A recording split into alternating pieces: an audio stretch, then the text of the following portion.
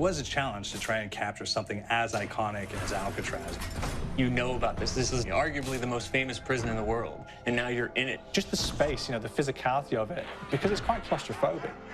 When modern-day prisons are designed, they really consider not intimidating people or making the spaces, as least stressful as possible. Well, Alcatraz didn't suffer from those restrictions. They did the research, they went out, studied Alcatraz, not just from books or internet. They were actually there to feel the environment, so it really sets a mood that gets you a little spooked.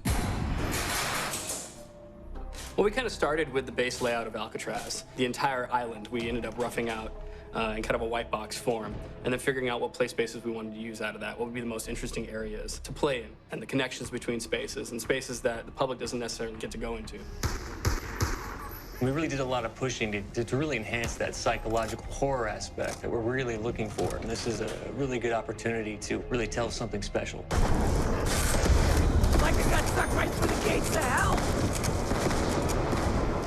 This time around, I feel like it's been identified that there are these side missions that you're going to go out and try to accomplish. Al and the rest of the groups put together this escape plan, but the point is to get the parts and assemble this plane so they can get off the island. We did something new for the first time. We have actually contextual music that goes off. So that's a first for zombies.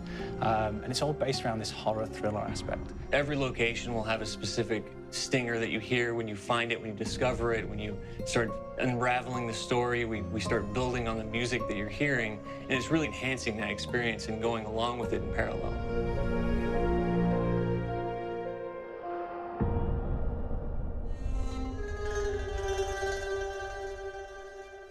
Because we wanted to embrace this kind of horror thriller element, we wanted character actors, guys who could really embody someone and then convey emotion. So that's why we went for guys like Ray Liotta, getting in that kind of guy. We wanted a frantic nature, so he plays a character called Billy Handsome, who's this kind of psychopath who would be employed by the mob to kill people in interesting ways.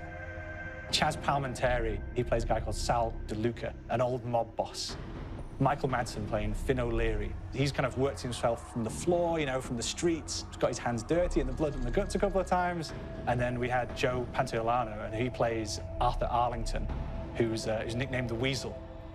Those guys, they bring a quality and a subtlety and timing that you can't really identify or try to recreate. Bring it on! Dirtbags! You start off in the afterlife mode, and that's just going to be what's going on. You're going to try to solve the mystery from the second you start. Afterlife, to me, brings a new element, like a new puzzle element. It forces me to think a little bit more or look for the clues or kind of think of zombies on a slightly deeper level.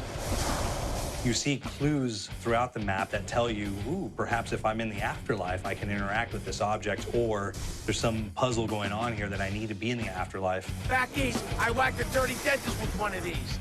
Took forever, too. Alcatraz has a Civil War kind of fort background before it turned into a penitentiary. And so we had this kind of backstory, the idea that the warden would have collected Civil War weaponry.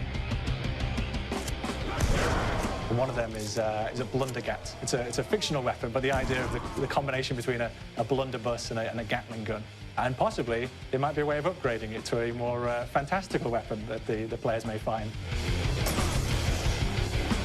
You all gotta go sometime. You just went now. There's one main zombie, one big zombie that's going to come through and wreak havoc on your life. He'll lock down the perk machine, he'll close down the box, so you have to pay to get that open again. So you don't want him to interfere with your process. Now's a good time to pick a fight. Why do you hurt me? It's a fun challenge. It keeps things moving forward. In terms of perks, we have a new perk called Electric Cherry. When you reload, it gives a shock around, which scales over time. I was asking for increased ball. There is so much to experience in this map. Every time I play it, there's a new tactic to take, a new experience, a new objective to go for. But there's also this layer of things that we aren't exactly exposing to the players right off the bat and will need to be discovered. Don't let me go. Is it the calling we hear? We've got the undead in there, we've got these historical elements, and these fantastic actors all seem to be with peace with each other in this kind of same world. So It's magical, and our team is incredibly excited by it.